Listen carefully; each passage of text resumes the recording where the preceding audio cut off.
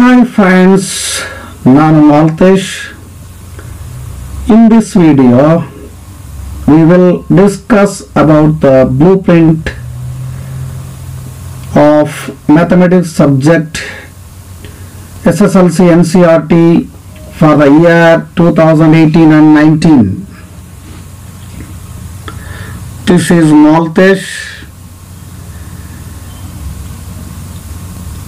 Now we are discussing about the number of lessons, the name of the chapters and marks allotted. And arithmetic progressions alli 6 marks ge irutte ನಿಮ್ಮ annual exam ಗೆ. Triangles alli 8 marks ಗೆ ಕೊಡ್ತಾರೆ ನಿಮ್ಮ annual examination ನಲ್ಲಿ. Pair of linear equations in two variables alli 8 marks. Circles alli 4 marks, area related to circles alli 3 marks, constructions alli 5 marks, coordinate geometry alli 5 marks, real numbers alli 4 mark, polynomials alli 6, quadratic equation alli 6, introduction to geometry alli 5 marks, some applications of trigonometry 4 mark, statistics 6 marks, probability 3 marks, surface areas and volumes 7 marks. So ಈ ರೀತಿಯಾಗಿ ನಿಮ್ಮ annual exam blueprint most expected blueprint for your coming examination 2019 March. So ಇಲ್ಲಿ ನಿಮಗೆ 80 marks distribution ನಿಮಗೆ ಚೆನ್ನಾಗಿ ಗೊತ್ತಾಯ್ತು. ಈಗ next internal choices questions ಅಂತಂದ್ರೆ ಒಂದು ಕ್ವಶನ್ಗೆ ಆಪ್ಷನ್ ಇಟ್ಟಿರ್ತಾರೆ ನೋಡಿ, ಅದನ್ನ ಇಂಟರ್ನಲ್ ಚಾಯ್ಸಸ್ ಅಂತ ಹೇಳ್ತಾರೆ. ಸೊ ಆ ಇಂಟರ್ನಲ್ ಚಾಯ್ಸಸ್ ಕ್ವಶನ್ಸ್ ಯಾವ್ಯಾವು ಅಂತಂದ್ರೆ, except the following 4 chapters, the remaining chapters are selected for internal choices questions for 20 marks. Internal choices questions 20 marks ಇರುತ್ತೆ. ಸೊ ಅಲ್ಲಿ ಎಷ್ಟು ಎಕ್ಸೆಪ್ಟ್ ದ ಫಾಲೋಯಿಂಗ್ 4 ಚಾಪ್ಟರ್ಸ್ ಅಂತಂದ್ರೆ ಅಲ್ಲಿ 15 ಚಾಪ್ಟರ್ಸ್ ಅಲ್ಲಿ 4 ಚಾಪ್ಟರ್ಸ್ ಅನ್ನ ನಾವು ಬಿಟ್ಟು ದ ರಿಮೈನಿಂಗ್ ಚಾಪ್ಟರ್ಸ್ ಅಲ್ಲಿ selected for internal choices questions. ಆ ಒಂದು ಅಲ್ಲಿಗೆ 4 ಚಾಪ್ಟರ್ಸ್ ಬಿಟ್ಟು ಅಂತ ಅಂದ್ರೆ ಇನ್ನು 11 ಚಾಪ್ಟರ್ಸ್ ಅಲ್ಲಿ ಇಂಟರ್ನಲ್ ಚಾಯ್ಸಸ್ ಕ್ವಶನ್ಸ್ ಇರುತ್ತೆ ಅಂತಕ್ಕಂಥದ್ದು. Total number of internal choices questions ಅಂತಂದ್ರೆ ಇಟ್ ಈಸ್ ಫಾರ್ 20 ಮಾರ್ಕ್ಸ್ ಇರುತ್ತೆ. ಅಲ್ಲಿ ಆ 4 ಚಾಪ್ಟರ್ಸ್ ಯಾವ್ದ್ರಲ್ಲಿ ಇಂಟರ್ನಲ್ ಚಾಯ್ಸಸ್ ಕ್ವಶನ್ಸ್ ಇರಲ್ಲ ಅಂತಂದ್ರೆ area related to circles, constructions, some applications of trigonometry, probability ಅಂತಕ್ಕಂಥ ಈ excluding these 4 chapters among all chapters ಅಂದ್ರೆ 11 chapters, total chapters 11 chapters. So the 11 chapters containing internal choices questions in your annual examination mathematics question paper. ಹಾಗಾಗಿ ಇದರಲ್ಲಿ internal choices ಇರಲ್ಲ ಅಂತಕ್ಕಂಥದ್ದನ್ನ ನೀವು confirm ಮಾಡ್ಕೋಬೇಕು ಅಂತಕ್ಕಂಥದ್ದು. ಅಲ್ಲಿಗೆ total number of internal choices questions ಎಷ್ಟಿರುತ್ತೆ ಅಂದ್ರೆ 20 ಮಾರ್ಕ್ಸ್ಗೆ ಇರುತ್ತೆ ಅಂತಕ್ಕಂಥದ್ದು. 11 ಚಾಪ್ಟರ್ಸ್ 11 ಚಾಪ್ಟರ್ಸ್ ಅದರಲ್ಲಿ ಇಂಟರ್ನಲ್ ಚಾಯ್ಸಸ್ ಕ್ವಶನ್ಸ್ ಇರುತ್ತೆ. ಆಮೇಲೆ ಈ 4 ಚಾಪ್ಟರ್ಸ್ಗಳನ್ನ ಬಿಟ್ಟು ಅಂತಕ್ಕಂಥದ್ದು.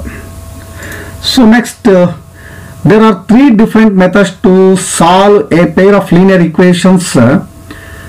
ಅಂದ್ರೆ ಇಲ್ಲಿ ಹೇಳ್ತಾರೆ there are 3 different methods to solve a pair of linear equations ಅಂತಂದ್ರೆ ಒಂದು ಯಾವ್ದಪ್ಪ ಅಂತಂದ್ರೆ that is substitution method and elimination method and cross multiplication method, and another important method is by graphical method ಅಂತ. ಸೊ ಇಲ್ಲಿ ಆ graphical method ಅನ್ನ ಬಿಟ್ಟು pair of linear equations ಅನ್ನ ಸಾಲ್ವ್ ಮಾಡಲಿಕ್ಕೆ ದೇರ್ ಆರ್ 3 ಮೆಥಡ್ಸ್ ಅಂತ ಹೇಳ್ತಾರೆ, excluding graphical method. There are 3 different methods to solve a pair of linear equations. 3 ಮೆಥಡ್ಗಳಲ್ಲಿ students can solve by any one of the methods. ಅದನ್ನೇ so either you select or choice substitution method, or you choice elimination method, or cancellation method, or you choice cross multiplication method. So ಅದರಲ್ಲಿ ನೀವು ಆ problem ಅನ್ನ ಕೊಟ್ಟಾಗ ನೀವು any 3 ಅದರಲ್ಲಿ ನಿಮ್ಗೆ ಯಾವುದು ಈಸಿ ಅಂತ ಅನ್ಸುತ್ತೋ ಆ ಒಂದು ಮೆಥಡ್ ಅನ್ನ ಬಳಸಿ ನೀವು ಏನು ಮಾಡಬೇಕಾಗುತ್ತೆ, ಸಾಲ್ವ್ ಮಾಡಬೇಕಾಗುತ್ತೆ. ಸೊ ಇನ್ ಸ್ಟ್ಯಾಟಿಸ್ಟಿಕ್ಸ್ ಇಲ್ಲಿ ಪೇರ್ ಆಫ್ ಲೀನಿಯರ್ ಇಕ್ವೇಶನ್ಸ್ ಅಲ್ಲಿ 3 ಮೆಥಡ್ ಅಲ್ಲಿ ಒಂದನ್ನು ಚಾಯ್ಸ್ ಮಾಡ್ಕೊಳ್ಳಿ ಅಂತ ನಿಮ್ಗೆ ಆಪ್ಷನ್ ಅನ್ನು ಕೊಟ್ಟಿದ್ದಾರೆ. ಇನ್ ಸ್ಟ್ಯಾಟಿಸ್ಟಿಕ್ಸ್ ಚಾಪ್ಟರ್ ಅಲ್ಲಿ ಟು ಕ್ಯಾಲ್ಕುಲೇಟ್ ದ ಮೀನ್ ಅನ್ನ ಕಂಡುಹಿಡ್ಕೊಳ್ಳೋದಕ್ಕೋಸ್ಕರನೂ ಕೂಡ there are 3 different methods, not standard deviation. ಯಾಕಂದ್ರೆ in the previous syllabus of the Karnataka government, there is a problem in standard deviation and variance. Only there are 4 methods ittali. ಒಂದು ಯಾವುದು direct method and actual mean method and assumed mean method and step deviation method ಅಂತ ಅಲ್ಲಿ standard deviation ಕಂಡುಹಿಡಿಯಕ್ಕೆ ಇತ್ತಲ್ಲಿ. But here there are 3 different methods to calculate the mean ಅನ್ನ ಕಂಡುಹಿಡಿಯಲಿಕ್ಕೆ. So 3 methods ಇದೆ ಅಂತ ಹೇಳ್ತಾರೆ. ಅದು ಯಾವುದು ಅಂತ ಅಂದ್ರೆ ನಿಮ್ಗೇನು ಚಾಪ್ಟರ್ಸ್ ಆಗಿಲ್ಲ ಅಂತ ಅನ್ಸುತ್ತೆ. ಸೊ ಅದರಲ್ಲಿ ಒಂದೇನಪ್ಪ ಅಂದ್ರೆ ಕೇಸ್ 1, ಕೇಸ್ 2, ಕೇಸ್ 3 ಅಂತ. ಕೇಸ್ 1 ಅಲ್ಲಿ ಮೀನ್ ಅನ್ನ ಕಂಡುಹಿಡಿತಕ್ಕಂಥದ್ದು ಸೊ ಯಾವ್ದಪ್ಪ ಅಂದ್ರೆ ಮೀನ್ಗೆ ಎಕ್ಸ್ ಬಾರ್ ಅಂತ ಕರಿತೀವಿ. X bar is equal to sigma F X by sigma F ಅಂತಂದ್ರೆ ಅದನ್ನ ಎನ್ ಅಂತ ಕರಿತೀವಿ. ಶಾರ್ಟ್ ಕಟ್ ಮೆಥಡ್ ಕೇಸ್ 2 ನಲ್ಲಿ ಶಾರ್ಟ್ ಕಟ್ ಮೆಥಡ್ ಅಂತ ಹೇಳ್ತೀವಿ. ಶಾರ್ಟ್ ಕಟ್ ಮೆಥಡ್ ಅಲ್ಲಿ ಮೀನ್ ಕಂಡುಹಿಡಿಯೋದಕ್ಕೆ ಬಳಸ್ತಕ್ಕಂಥ formula x bar is equal to a plus sigma f d by sigma f ಅಂತ. ಆಮೇಲೆ ಕೇಸ್ 3 ಅಲ್ಲಿ ಸ್ಟೆಪ್ ಡಿವಿಯೇಷನ್ ಮೆಥಡ್ ಅಂತ, ಅದರಲ್ಲಿ ಮೀನ್ ಕಂಡುಹಿಡಿತಕ್ಕಂಥದ್ದು n bar is equal to a plus k into sigma f m by f ಅಂತ. So ಅದು ನಿಮಗೆ ಪಾಠ ಮಾಡುವಾಗ ನಿಮಗೆ ಬಹುಶಃ ಟೀಚಿಂಗ್ ಟೈಮ್ ಅಲ್ಲಿ ನಿಮಗೆ you should know what are the 3 different methods to calculate the mean ಅಂತ ನಿಮಗೆ ಗೊತ್ತಾಗುತ್ತೆ. So out of 3 different methods to for calculate the mean, ಅದರಲ್ಲಿ you are select any one of that 3 methods. ಅದನ್ನ ನೀವು ಕಂಡುಹಿಡಿಯೋದ್ರಲ್ಲಿ ಒಂದು ಮೆಥಡ್ ಅನ್ನ should choice and select and calculate the mean ಅಂತ ಹೇಳ್ತಾರೆ. ಅದರಲ್ಲಿ ಇದನ್ನ ಯಾವುದೇ ಮೆಥಡ್ ಅಲ್ಲಿ ಬೇಕಾದ್ರೂ ನೀವು ಕಂಡುಹಿಡಿಬಹುದು ಮೀನನ್ನ ಅಂತ ಅದ್ರ ಅರ್ಥ ಅಷ್ಟೇನೆ. ಆಮೇಲೆ ಇಲ್ಲಿ ನೋಡಿ very important and significant thing that you should know that appendix 1 and 2 are not for public examinations. In your textbook there are 2 appendix chapters, appendix 1 and appendix 2. So ಅದರಲ್ಲೂ ಕೂಡ there are various information regarding mathematic modelling and all those things.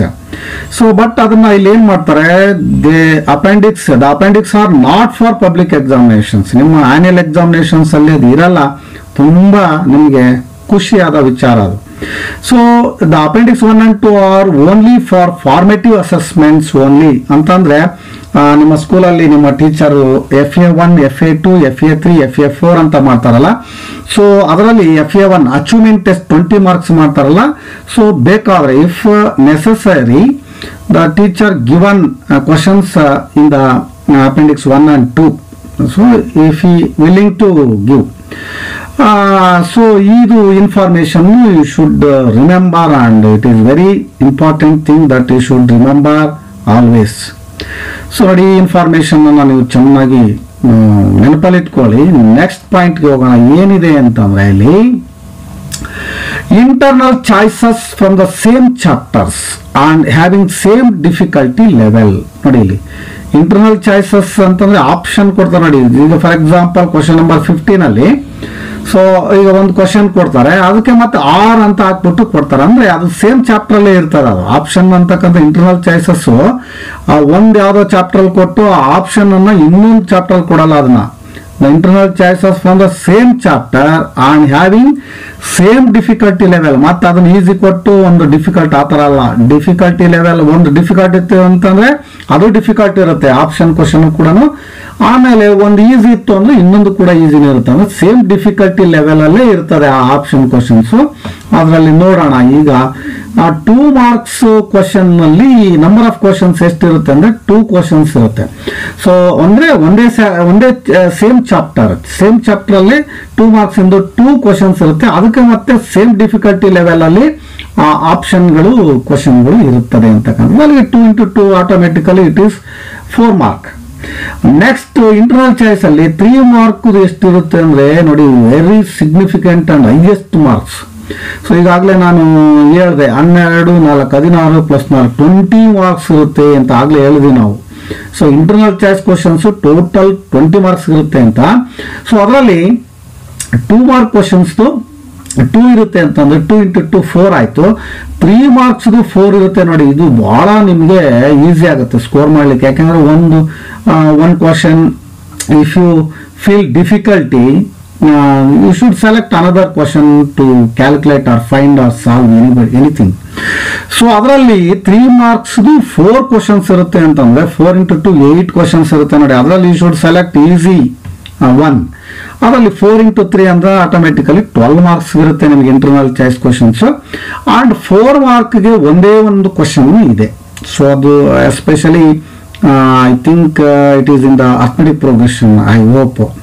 So 4 marks 1 question that is 4 mark ಇರುತ್ತೆ. Internal choice ಅಂದ್ರೆ ಒಂದೇ chapter ಅಲ್ಲಿ 2 question ಅನ್ನ same difficulty level ಅಲ್ಲಿ ಇಟ್ಟಿರ್ತಾನೆ.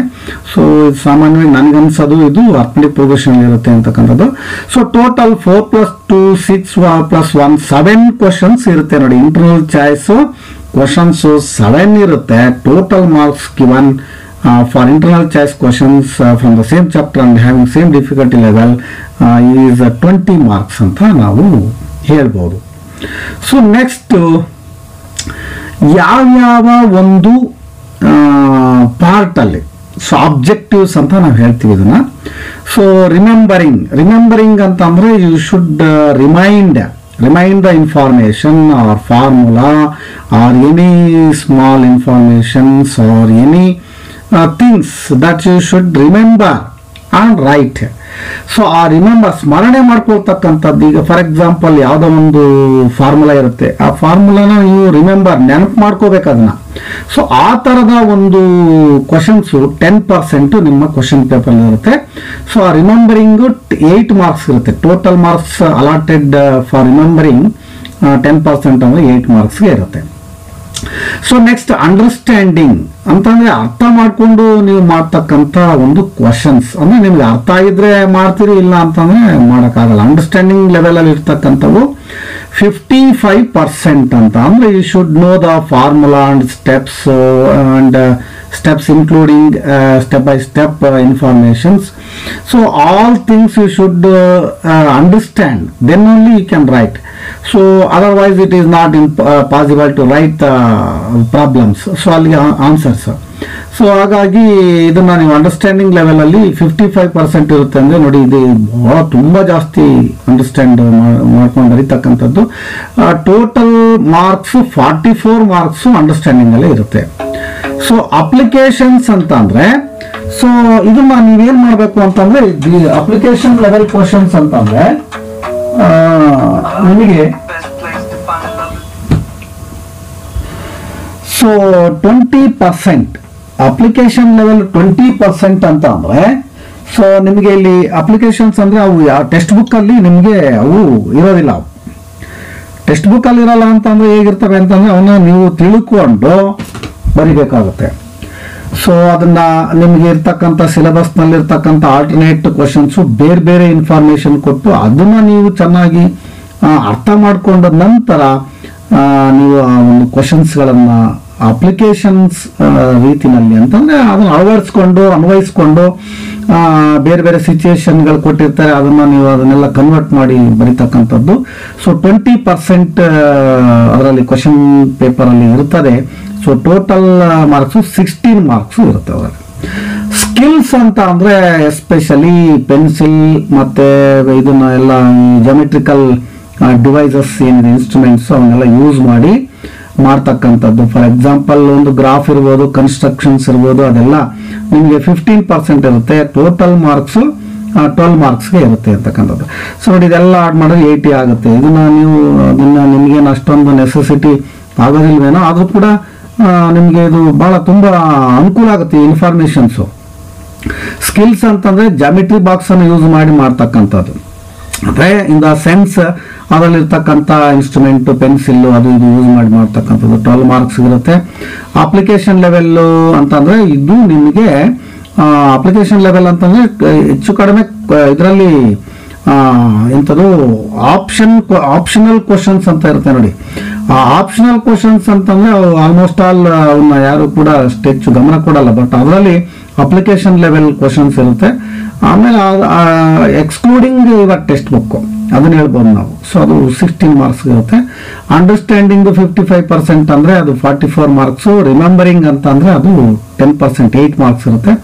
Total ಇದು 80 marks ಆಗುತ್ತೆ ಅಂತಕ್ಕಂಥ. 44 plus 6 50 plus 10 60 68 and 70 plus 10 80. So total ನೋಡಿ ಈ ತರ ನಿಮಗೆ ಕ್ವಶನ್ ಪೇಪರ್ ಫ್ರೇಮ್ ಆಗುತ್ತೆ ಅಂತಕ್ಕಂಥದ್ದು. ಸೊ ನೆಕ್ಸ್ಟ್ ಇಲ್ಲಿ ನೋಡಿ, ಈಗ ಇದು ಒಂದು ಕ್ವಶನ್ ಪೇಪರ್ನ ಒಂದು ವಿನ್ಯಾಸ ಅಂತ ಹೇಳ್ತೀವಿ ನಾವು.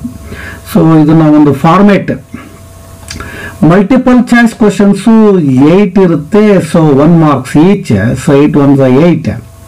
ಸೊ ನಿಮಗೆ 8 ಮಾರ್ಕ್ಸ್ಗೆ ಮಲ್ಟಿಪಲ್ ಚಾಯ್ಸ್ ಕ್ವಶನ್ಸ್ ಇರುತ್ತೆ, 1 ಮಾರ್ಕ್ದು. ಆಮೇಲೆ ವೆರಿ ಶಾರ್ಟ್ ಆನ್ಸರ್ ಕ್ವಶನ್ಸ್ 6 ಇರುತ್ತೆ. ಸೊ ಅಂದ್ರೆ 1 ವರ್ಡ್ ಅಥವಾ 1 ಸ್ಟೆಪ್ ಅಥವಾ 1 ಸೆಂಟೆನ್ಸ್ ಅಥವಾ ಸ್ಟೇಟ್ಮೆಂಟ್ ಏನೋ ಆ ಥರ ಸಿಂಪಲ್ ಆಗಿರುತ್ತೆ. ಸೊ 6 1 6. ಸೊ ಇದು 6 ಮಾರ್ಕ್ಸ್ ಇರುತ್ತೆ ಟೋಟಲ್. 6 ಕ್ವಶನ್ಸ್. ಇದು ಕೂಡ each one carry 1 mark. Short answers ಅಂದ್ರೆ 2 ಮಾರ್ಕ್ಗೆ ಇರ್ತಕ್ಕಂಥದ್ದು. ಇದು ವೆರಿ ಶಾರ್ಟ್, ಬರೀ ಶಾರ್ಟ್ ಆನ್ಸರ್ಸ್ 2 ಮಾರ್ಕ್ಸ್ ಇರ್ತಕ್ಕಂಥದ್ದು. 16 ಕ್ವಶನ್ಸ್ ಇರುತ್ತೆ.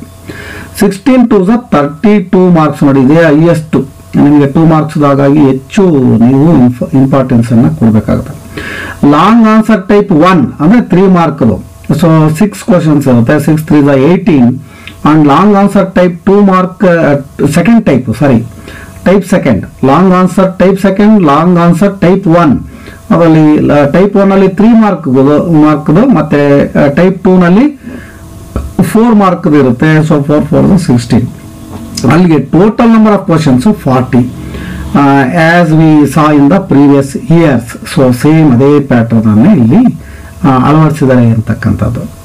ಸೊ ನೆಕ್ಸ್ಟ್ ನೋಡಿ, ಈಸಿ, ಆಮೇಲೆ ಅವರೇಜ್, ಡಿಫಿಕಲ್ಟ್. ಇದು ಕೂಡ ನಿಮಗೆ ತುಂಬಾನೇ ಯೂಸ್ ಆಗುತ್ತೆ. ಈಸಿಯಾಗಿ ಇರ್ತಕ್ಕಂಥ ಒಂದು ಎಷ್ಟು ಪರ್ಸೆಂಟ್ ಈಸಿ ಇರುತ್ತೆ ಕ್ವಶನ್ಸ್ ಅಂದ್ರೆ 30%. 20 ಮಾರ್ಕ್ಸ್ ಅಂದ್ರೆ ಆಲ್ಮೋಸ್ಟ್ ಆಲ್ ನಿಮಗೆ ಮ್ಯಾಥಮೆಟಿಕ್ಸ್ ಅಲ್ಲಿ ಪಾಸ್ ಆಗಲಿಕ್ಕೆ 28 ಮಾರ್ಕ್ಸ್ ಸಾಕು. ಆಮೇಲೆ ಈಸಿ ಇದರಲ್ಲೇ 24 ಬರುತ್ತೆ. ಇನ್ನೊಂದು ಆವರೇಜ್ ಅಲ್ಲಿ ಒಂದು 4 ತಗೊಂಡ್ಬಿಟ್ರೆ ನೀವು ಪ್ರಮೋಟೆಡ್ ಆಗೋಗ್ಬಿಡ್ತೀರಿ. ಸೊ ಈಸಿ ಆಗಿರ್ತಕ್ಕಂಥದ್ದು 30% ನಿಮಗೆ ಈಸಿ ಕ್ವಶನ್ಸ್ ಇರುತ್ತೆ, 24 ಮಾರ್ಕ್ಸ್. ಆವರೇಜ್ ಇರ್ತಕ್ಕಂಥದ್ದು 50%, 40 ಮಾರ್ಕ್ಸ್. ಆಮೇಲೆ ಡಿಫಿಕಲ್ಟ್ ಎಷ್ಟು ಇರುತ್ತೆ ಅಂತಂದ್ರೆ 20% ಅಂತ ಅಂದ್ರೆ ಇದರಲ್ಲಿ ಸಾಮಾನ್ಯವಾಗಿ 4 ಮಾರ್ಕ್ದೊಂದು ಅರ್ಥಮೆಟಿಕ್ ಪ್ರೋಗ್ರೆಷನ್ಸ್ ಇರುತ್ತೆ. 2 ಮಾರ್ಕ್ದು 3 ಮಾರ್ಕ್ ಅಲ್ಲಿ ನಿಮಗೆ 3 ಮಾರ್ಕ್ ಅಲ್ಲೂ ಕೂಡ ಸ್ವಲ್ಪ ಡಿಫಿಕಲ್ಟ್ಸ್ ಅಲ್ಲಿ ಇರ್ತದೆ. ಸೊ ಹಾಗಾಗಿ 50 plus 30 80 plus 20 100 and this is ಎಷ್ಟು 56 plus 24 80. ಸೊ ಈ ರೀತಿ ಒಂದು difficulty level, easy, average, difficulty ಯಾವ ತರ ಇರುತ್ತೆ ಅಂತಕ್ಕಂಥದ್ದನ್ನು ನೀವು ತಿಳ್ಕೊಂಡ್ರಿ ಈಗ. ಆಮೇಲೆ ನೆಕ್ಸ್ಟ್ ಇಲ್ಲೂ ಕೂಡ ಅಷ್ಟೇ, ಈಗಾಗಲೇ ಹೇಳಿದ್ದೀನಿ ನಾನು 1 ಮಾರ್ಕ್ 14 ಅಂದ್ರೆ including multiple choice and very short answer question ಎರಡು ಸೇರಿ. ಸೊ 8 plus 6 14 ಆಗುತ್ತೆ. That is 14 total marks 14. 2 marks 16 ಅಂದ್ರೆ 32. 3 ಮಾರ್ಕ್ಸ್ 6 ಅಂದ್ರೆ 18. 4 ಮಾರ್ಕ್ಸ್ 4 ಅಂದ್ರೆ 16. ಅಲ್ಲಿಗೆ MCQ ವೆರಿ ಶಾರ್ಟ್ ಆನ್ಸರ್ ಎರಡು ಸೇರಿ 8 plus 6 14 ಆಗುತ್ತೆ. ಸೊ ಇದು ಕೂಡ 80 ಆಗುತ್ತೆ ಅಂತಕ್ಕಂಥದ್ದು. ನಂತರ ನೋಡಿ ಇಲ್ಲಿ ಸ್ಕಿಲ್ ಕ್ವಶನ್ಸ್, ಇದು ಕೂಡ ಬಹಳ ಇಂಪಾರ್ಟೆಂಟ್. ನಿಮಗೆ ಪಾಸಿಂಗ್ ಪ್ಯಾಕೇಜ್ಗೆ ಇದೆಲ್ಲ ಅಳವಡಿಸಬೇಕಾಗ್ತದೆ ಮುಂದೆ. ಸೊ ಇಲ್ಲಿ ಸ್ಕಿಲ್ ಕ್ವಶನ್ಸ್ ಅಲ್ಲಿ ನಿಮಗೆ ಯಾರಿಗೆ ಸುಲಭವಾಗಿ ಪಾಸ್ ಆಗಬೇಕು ಅಂತಕ್ಕಂಥವ್ರಿಗೆ ಸ್ಕಿಲ್ ಕ್ವಶನ್ಸ್ ಬಹಳ ಇಂಪಾರ್ಟೆಂಟ್. ಸ್ಕಿಲ್ ಕ್ವಶನ್ಸ್ 15% ಅಂತ already told in the last power point. So ಅಲ್ಲಿಗೆ ಸ್ಕಿಲ್ ಕ್ವಶನ್ಸ್ ಅಲ್ಲಿ 15% 12 ಮಾರ್ಕ್ಸ್ ಇರುತ್ತೆ, 4 ಕ್ವಶನ್ಸ್ ಇರುತ್ತೆ. ಸೊ ಇದರಲ್ಲಿ ಬಹುಶಃ ನನಗೆ ಅನ್ಸೋದು ಒಂದು ಗ್ರಾಫ್ ಇದ್ದೇ ಇರುತ್ತೆ. ಆಮೇಲೆ ನೆಕ್ಸ್ಟ್ ಕನ್ಸ್ಟ್ರಕ್ಷನ್ಸ್ ಅಲ್ಲಿ ಟ್ರಯಾಂಗಲ್ ಯಾವುದೋ ಏನೋ ಅದೊಂದು 3 ಮಾರ್ಕ್ಸ್ ಏನಿರುತ್ತೆ. ಅದು ಬಿಟ್ಟು ಮತ್ತೆ ಇನ್ನೆರಡು ಕ್ವಶನ್ಸ್ ಯಾವುದೋ ಬೇರೆ ಇರ್ತದೆ ಅಂತ ಅನ್ಸುತ್ತೆ, ನೋಡೋಣ ಆಮೇಲೆ. ಇದರಲ್ಲಿ ನೋಡಿ ಇಲ್ಲಿ ಕೊಟ್ಟಿದ್ದಾರೆ ಇಲ್ಲೇನೆ pair of linear equations graphically. ನೋಡಿ ಇದು ಗ್ರಾಫ್ಗೆ ಕೊಡ್ತಾರೆ ಇದನ್ನ, pair of linear equations graphically ಅಂತ ಅಂದ್ರೆ ಅಲ್ಲಿ 2 pair of linear equations in 2 variables ಅನ್ನ ಕೊಟ್ಟಿರ್ತಾರೆ. ಅದರಲ್ಲಿ ನೀವು ಏನ್ ಮಾಡ್ಕೊಳ್ತೀರಿ, ಅದನ್ನ y is equal to ಅಂತ ಮಾಡ್ಕೊಂತೀರಿ ಕೊಟ್ಟಿರ್ತಕ್ಕಂಥದ್ದನ್ನ. ಅದಕ್ಕೆ ಮತ್ತೆ XY ಚಾರ್ಟ್ ಹಾಕೊಂಡ್ಬಿಟ್ಟು ನಿಮಗೆ ಎರಡು ಪೇರ್ ಆಫ್ ಲೀನಿಯರ್ ಇಕ್ವೇಶನ್ಸ್ ಕೊಟ್ಟಿರೋದ್ರಿಂದ ಅವನು ಎರಡಕ್ಕೂ ಕೂಡ ಎಕ್ಸ್ ವೈ ಚಾರ್ಟ್ ಹಾಕೊಂಡ್ಬಿಟ್ಟು ಅದನ್ನ ಗ್ರಾಫ್ ಅಲ್ಲಿ ಕಾರ್ಟೇಷಿಯನ್ ಕೋಆರ್ಡಿನೇಟ್ ಸಿಸ್ಟಮ್ ಅಲ್ಲಿ ಅದನ್ನ ಡ್ರಾ ಮಾಡ್ತೀರಿ. ಅದು ಕಟ್ ಆಗ್ಬೋದು ಅಥವಾ ಪ್ಯಾರಲಲ್ ಬರ್ಬೋದು, ಅದೇನೋ ಬರುತ್ತೆ.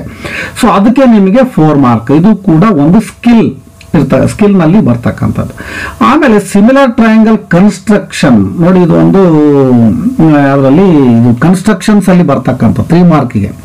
So in the previous syllabus 4 ಮಾರ್ಕ್ಗೆ ಒಂದು tangents, direct common tangent and transverse common tangent ಅನ್ನ ಡ್ರಾ ಮಾಡಲಿಕ್ಕೆ ನಿಮಗೆ 4 ಮಾರ್ಕಿಗೆ ಕೊಡೋರು. ಅದು ಬಿಟ್ಟು ಇಲ್ಲಿ ಕನ್ಸ್ಟ್ರಕ್ಷನ್ ಅಲ್ಲಿ ಸಿಮಿಲರ್ ಟ್ರಯಾಂಗಲ್ ಕನ್ಸ್ಟ್ರಕ್ಷನ್ಗೆ 3 ಮಾರ್ಕ್ಸ್ ಅನ್ನ ಕೊಟ್ಟಿರ್ತಕ್ಕಂಥದ್ದು. ಆಮೇಲೆ construction of A pair of tangents from on external point, ಅದೇ ಟ್ಯಾಂಜೆಂಟ್ ಇದೆ ನೋಡಿ, 2 ಮಾರ್ಕಿಗೆ ಕೊಟ್ಬಿಟ್ಟಿದ್ದಾರೆ. ಇದು ಆಕ್ಚುಲಿ ಇದು ಟಿ.ಸಿ.ಟಿ ಅಂತ ಪ್ರೀವಿಯಸ್ ಇದರಲ್ಲಿ 4 ಮಾರ್ಕಿಗೆ ಬರೋದು. ಈಗ ಅದನ್ನೇ ಒಂದು ಶಾರ್ಟ್ ಆಗಿ ಮಾಡಿದ್ದಾರೆ ನೋಡಿ, ಇಲ್ಲಿ construction of A pair of tangents, ಒಂದು ಜೊತೆ ಟ್ಯಾಂಜೆಂಟ್ಸ್ ಅನ್ನ ಒಂದು ಔಟ್ಸೈಡ್ ದ ಸರ್ಕಲ್ ಅದಕ್ಕೆ ಎಕ್ಸ್ಟರ್ನಲ್ ಪಾಯಿಂಟ್ ಅದರಿಂದ ಡ್ರಾ ಮಾಡಿದಕ್ಕೆ 2 ಮಾರ್ಕ್ಸ್ ಇಟ್ಟಿದ್ರೆ, ಈ ತರದ್ದು ಯಾವ್ದು ಕೊಟ್ಟರು ಕೂಡ ಸುಲಭವಾಗಿ 2 ಮಾರ್ಕ್ಸ್ ಅನ್ನ 2 ಮಾರ್ಕ್ ಅನ್ನ ತಗೊಂಡ್ಬಿಡ್ಬೋದು. ಆಮೇಲೆ ಇಲ್ಲಿ ನೋಡಿ, ಒಂದು ಸ್ಪೆಷಲ್ ಇನ್ಫಾರ್ಮೇಶನ್ ಏನು ಅಂದ್ರೆ, steps of construction is not required. ಅದ್ರಲ್ಲಿ ಬರೀತಾರೆ ಸ್ಟೆಪ್ 1, ಸ್ಟೆಪ್ 2, ಸ್ಟೆಪ್ 3 ಅಂತ ಕೆಲವು ಸ್ಟೂಡೆಂಟ್ಸ್, ಅದೇನು ಅವಶ್ಯಕತೆ ಇಲ್ಲ, ನಾಟ್ ರಿಕ್ವೈರ್ಡ್. ಆಮೇಲೆ ಸ್ಟ್ಯಾಟಿಸ್ಟಿಕ್ಸ್ ಅಲ್ಲಿ ನೋಡಿ, ಇದು ನೋಡಿ 4 + 3 7, 7 + 2 9, 9 + 3 ಎಷ್ಟು 12 ಆಗುತ್ತೆ. ಅಂದ್ರೆ ಓಜಿವ್ ಕನ್ಸ್ಟ್ರಕ್ಷನ್ಸ್, ಓಜಿವ್ ನಕ್ಷೆ, ಈ ಓಜಿವ್ ಕನ್ಸ್ಟ್ರಕ್ಷನ್ಸ್ ಅನ್ನ ಮಾಡಿದ್ರೆ ಅದಕ್ಕೊಂದು ಮತ್ತೆ ಇದು ಸ್ಪೆಷಲ್ ಆಗಿ ಬಂದಿರ್ತಕ್ಕಂಥದ್ದು. ಇದು ಇದಕ್ಕೆ 3 ಮಾರ್ಕ್ ಅನ್ನ ಅಲಾಟ್ ಮಾಡಿದ್ದಾರೆ. ಅಲ್ಲಿಗೆ 4 + 3 7, 7 + 2 9, 9 + 3 12 ಆಯ್ತು ನೋಡಿ. ಇದರಲ್ಲೇ ಈಸಿಯಾಗಿ ನೀವು 12 ಮಾರ್ಕ್ಸ್ ಅನ್ನ ಆರಾಮ್ಸೆ ತಗೊಂಡ್ಬಿಡ್ಬೋದು. ಇದರಲ್ಲಿ ಈ ಟಾಪಿಕ್ ಇದೆಯಲ್ಲ, ಇದು ತುಂಬಾನೇ ನಿಮಗೆ ಸಹಾಯ ಆಗುತ್ತೆ ಸ್ಕೋರ್ ಮಾಡ್ಲಿಕ್ಕಾಗ್ಲಿ ಅಥವಾ ಪಾಸ್ ಆಗ್ಲಿಕ್ಕೆ. ಜಸ್ಟ್ 28 ಬರಬೇಕಪ್ಪ ಅಂತಂದ್ರೆ ಈ ಒಂದು ಪಾರ್ಟ್ ಅಲ್ಲಿ ನೀವು ಕಾನ್ಸಂಟ್ರೇಟ್ ಮಾಡಬೇಕು. ನೆಕ್ಸ್ಟ್ ಅಪ್ಲಿಕೇಶನ್ಸ್ ಕ್ವಶನ್ಸ್ 20% ನೋಡಿ, ಇದು ಇದೆ ನಿಮಗೆ 80 ಸ್ಕೋರ್ ಮಾಡ್ತಕ್ಕಂಥವ್ರಿಗೆ ಸ್ವಲ್ಪ ನಿಮಗೆ ತೊಡಕುಂಟಾಗದಪ್ಪ ಅಂತಂದ್ರೆ ಈ ಅಪ್ಲಿಕೇಶನ್ ಕ್ವಶನ್ಸ್ ಅಂತಂದ್ರೆ, the application questions are not available in your textbook or in your source. Present source ಅಲ್ಲಿ ಅವು it is very difficult to identify. These questions are available elsewhere, ಎಲ್ಲ ಇರ್ತದೆ, ಎಲ್ಲ ಒಂದು CBSE NCERT ಎಲ್ಲ ಬೇರೆ application sample papers ಅಲ್ಲಿ ಅಥವಾ ಇಂಟರ್ನೆಟ್ ಅಲ್ಲಿ ಅವನ್ನ ನೋಡ್ಕೊಂಡು ಅವರು ಡೌನ್ಲೋಡ್ ಮಾಡಿ ಅದ್ರಲ್ಲಿ ಕೊಟ್ಬಿಡ್ತಾರೆ. So they are not in your text books. So ಅಂಥದ್ದು ಎಷ್ಟು ಇಟ್ಟಿದ್ದಾರೆ, 16 ಮಾರ್ಕ್ಸ್ ಇಟ್ಟಿದ್ದಾರೆ ನೋಡಿ. ಸೊ ಇದು 4 ಮಾರ್ಕಿಗಂತೂ ನನಗೆ ತಿಳ್ಕೊಳ್ಳೋ ಮಟ್ಟಿಗೆ ಸೊ ಅದು AP ನಲ್ಲೇ ಕೊಡ್ಬೋದೇನೋ ಅಂತ ಅನ್ಕೊಂಡಿದೀನಿ, ಒಂದು 4 ಮಾರ್ಕಿಂದು. ಆಮೇಲೆ ಇನ್ನು ಉಳಿದಿರ್ತಕ್ಕಂಥ 12 ಮಾರ್ಕ್ಸ್ಗೆ 3 ಮಾರ್ಕ್ಸ್ ಅಲ್ಲಿ ಒಂದು 2-3 ಇರ್ತವೆ, ಮತ್ತೆ 2 ಮಾರ್ಕ್ ಅಲ್ಲೂ ಕೂಡ ಇರ್ತವೆ. ಟೋಟಲ್ 16 ಮಾರ್ಕ್ಸ್ ನಿಮಗೆ ಅಪ್ಲಿಕೇಶನ್ ಲೆವೆಲ್ ಕ್ವಶನ್ಸ್ ಇರುತ್ತೆ ಅಂತ. Total over all 20%. ಈ ಸೋರ್ಸ್ ಇದನ್ನ ನೋಡಿ, ಅದನ್ನು ಹೇಳ್ಬಿಟ್ಟಿದ್ದಾರೆ ಇಲ್ಲಿ. ಒಂದು ಎಲ್ಲಿ ಸಿಗುತ್ತೆ ಈ ಒಂದು ಅಪ್ಲಿಕೇಶನ್ ಲೆವೆಲ್ ಕ್ವಶನ್ಸ್ ಅಂತಂದ್ರೆ, ಆಪ್ಷನಲ್ ಎಕ್ಸರ್ಸೈಸ್ ಕ್ವಶನ್ಸ್ ಅಂತ. ನಿಮ್ಮ ಟೆಕ್ಸ್ಟ್ ಬುಕ್ ನೋಡಿದ್ರೆ ಎಕ್ಸರ್ಸೈಸ್ ನಂಬರ್ 2.1, 2.2, 2.3 ಆದ್ಮೇಲೆ ಲಾಸ್ಟ್ ಇಟ್ಟಿದ್ದಾರೆ ನೋಡಿ, ಆಪ್ಷನಲ್ ಕ್ವಶನ್ಸ್ ಎಕ್ಸರ್ಸೈಸ್ ನಂಬರ್ ಅಂತ. ಸೊ ಅದರಲ್ಲಿ ತಗೊಳ್ತೀವಿ ಅಂತ ಹೇಳಿದ್ದಾರೆ, ಬಟ್ ಅದನ್ನು ಬಿಟ್ಟು ಕೂಡ ಕೇಳಬಹುದು. ಆಪ್ಷನಲ್ ಎಕ್ಸರ್ಸೈಸ್ ಅಲ್ಲಿ ಇರ್ತಕ್ಕಂಥ ಓದ್ಕೋಬೇಕು ಅಂತ ಆಯ್ತು ಇವಾಗ ನಮಗೆ. ಸೊ ಹಾಗಾಗಿ ಅವನು ಕೂಡ ನೀವು ಚೆನ್ನಾಗಿ ನೋಡ್ಕೋಬೇಕು ಆಪ್ಷನಲ್ ಎಕ್ಸರ್ಸೈಸ್ ಕ್ವಶನ್ಸ್. ಅದು ಬಿಟ್ಟು ಕೂಡ ಹೊರಗಡೆ ಇರುವಂತ ಇಂಟರ್ನೆಟ್ ಸೋರ್ಸ್ ಅಲ್ಲಿ ಬೇರೆ ಬೇರೆ ಸೋರ್ಸ್ಗಳಲ್ಲೂ ಕೂಡ ನೋಡ್ಬೋದು. ಅದರಲ್ಲಿ ಬರೀ 48 ಪ್ರಾಬ್ಲಮ್ಸ್ ಅನ್ನ ಅವರು ಸೆಲೆಕ್ಟ್ ಮಾಡ್ಕೊಳ್ತೀವಿ. ಅದ್ರಲ್ಲಿ 48 ಅಲ್ಲಿ 20% 16 ಮಾರ್ಕ್ಸ್ಗೆ ನಾವು ಸೆಲೆಕ್ಟ್ ಮಾಡ್ಕೊಳ್ತೀವಿ ಅಂತಾನೆ ಹೇಳಿದ್ದಾರೆ. 48 ಪ್ರಾಬ್ಲಮ್ಸ್ ಒಳಗಡೆ ಆಪ್ಷನಲ್ ಎಕ್ಸರ್ಸೈಸ್ ಕ್ವಶನ್ಸ್ ಅಲ್ಲಿ 48 ಪ್ರಾಬ್ಲಮ್ಸ್ ಅನ್ನ ತಗೊಂಡು ಅದರಲ್ಲಿ ನಿಮಗೆ 16 ಮಾರ್ಕ್ಸ್ಗೆ ಕೊಡ್ತೀವಿ ಅಂತಕ್ಕಂಥದ್ದು. ಸೊ ಇದನ್ನು ಕೂಡ ನಾವು ಹೆಚ್ಚು ಇನ್ಫಾರ್ಮೇಶನ್ ಅನ್ನ ಇಂಪಾರ್ಟೆನ್ಸ್ ಆಗಿ ನಾವು ತಗೋಬೇಕಾಗ್ತದೆ. ಸೊ ನೆಕ್ಸ್ಟ್ ಇಲ್ಲಿ ಏನಪ್ಪಾ ಅಂತಂದ್ರೆ ನಂಬರ್ ಆಫ್ ಪ್ರಾಬ್ಲಮ್ಸ್ ಎಷ್ಟಿರ್ತವೆ ಅಂತಕ್ಕಂಥದ್ದು. ಸೊ ಅಂತಂದ್ರೆ ಪ್ರಾಬ್ಲಮ್ಸ್ ಅಂದ್ರೆ ಕ್ವಶನ್ ಪೇಪರ್ ಅಲ್ಲಿ ಇರೋದಿಲ್ಲ, ಇವು ಅಷ್ಟರಲ್ಲಿ ತಗೊಳ್ತಾರೆ ಅಂತಕ್ಕಂಥದ್ದು. ಅಂದ್ರೆ ಈಗ ನೋಡಿ, ಅರ್ಥಮೆಟಿಕ್ ಸಬ್ಜೆಕ್ಟ್ ಯಾವ್ದು ಅರ್ಥಮೆಟಿಕ್ ಪ್ರೋಗ್ರೆಷನ್ಸ್ ಚಾಪ್ಟರ್ ಅಲ್ಲಿ ಸಬ್ಜೆಕ್ಟ್ ಅಂತಂದ್ರೆ ದೇರ್ ಆರ್ 3 4 ಬ್ರಾಂಚ್ ಮಾಡ್ಕೊಂಡಿದ್ದಾರೆ ನೋಡಿ ಇವರು. ಅರ್ಥಮೆಟಿಕ್ ಒಂದು, ಆಲ್ಜಿಬ್ರಾ ಒಂದು, ಜಾಮಿಟ್ರಿ ಒಂದು ಬ್ರಾಂಚು, ಅದನ್ನೇ ಒಂದು ಸಬ್ಜೆಕ್ಟ್ ಆಗಿ ತಗೊಂಡ್ರೆ, ಆಮೇಲೆ ಕೋಆರ್ಡಿನೇಟ್ ಜಾಮಿಟ್ರಿ ಅಂತ. ಸೊ ಇದರಲ್ಲಿ ನೋಡಿ ಅದು ಇಡೀ ಮ್ಯಾಥಮೆಟಿಕ್ಸ್ ಅನ್ನ 4 ಪಾರ್ಟ್ ಮಾಡ್ಕೊಂಡ್ಬಿಟ್ಟಿದ್ದಾರೆ ಇವರು. Arithmetic part, algebra part, geometry part, coordinate geometry part ಅಂತ. ಸೊ ಇಲ್ಲಿ ಅರ್ಥಮೆಟಿಕ್ ಅಲ್ಲಿ ಅರ್ಥಮೆಟಿಕ್ ಪ್ರೋಗ್ರೆಷನ್ 1.4 ಎಕ್ಸರ್ಸೈಸ್ ಅಲ್ಲಿ 5 ಪ್ರಾಬ್ಲಮ್ಸ್ ಸೆಲೆಕ್ಟ್ ಮಾಡ್ಕೊಂತಾರೆ.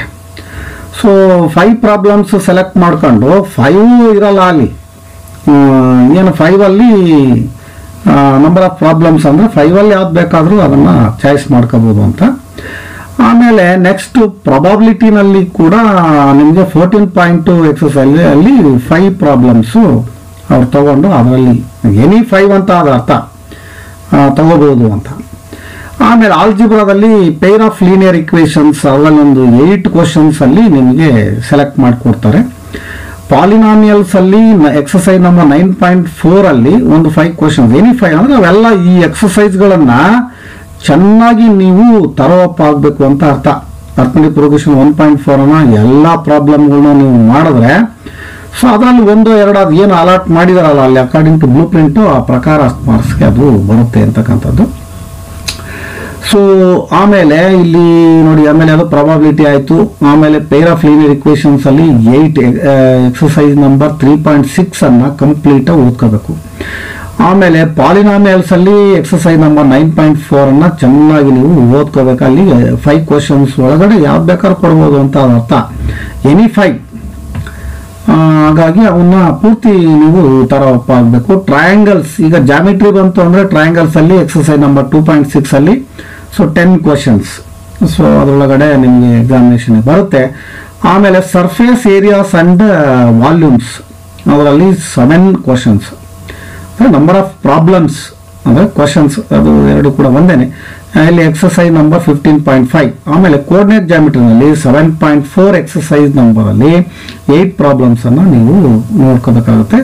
ಟೋಟಲ್ 7 ಚಾಪ್ಟರ್ಸ್ ಅಲ್ಲಿ 7 ಎಕ್ಸರ್ಸೈಸಸ್ ಅಲ್ಲಿ 48 ಪ್ರಾಬ್ಲಮ್ಸ್ಗಳು ನಿಮಗೆ ಅಲ್ಲಿಗೆ ಸೆಲೆಕ್ಟ್ ಮಾಡ್ಕೊಳ್ತಾರೆ ಅಷ್ಟೇ. 48 ಅಲ್ಲಿ ನಿಮಗೆ ಸೆಲೆಕ್ಟ್ ಮಾಡ್ಕೊತಾರೆ. ಅಂದ್ರೆ ಇರೋದೇ total number of questions including in your annual examination question paper ಅಂದ್ರೆ 40ನೇ ಇರೋದು. ಸೊ ಹಾಗಾಗಿ 48 ಪ್ರಾಬ್ಲಮ್ಸ್ ಇರುತ್ತೆ ಅಂತ ಅಂದ್ಕೋಬೇಡಿ, ಬಟ್ ಅದರಲ್ಲಿ 48 ಪ್ರಾಬ್ಲಮ್ಸ್ ಒಳಗಡೆ ನಿಮಗೆ ಮಾಡ್ಕೊಳ್ತಾರೆ ಅಂತ. So you should remember that you should concentrate on exercise number 1.4 in arithmetic progression and exercise number 14.2 in probability and exercise number 3.6 in pairs of linear equations. ಆ ತರ ನೀವು ಈ ಒಂದು ಎಕ್ಸರ್ಸೈಸ್ಗೆ you should concentrate more and more ಅಂತ ಅದರ ಅರ್ಥ ಅಂತಕ್ಕಂಥದ್ದು.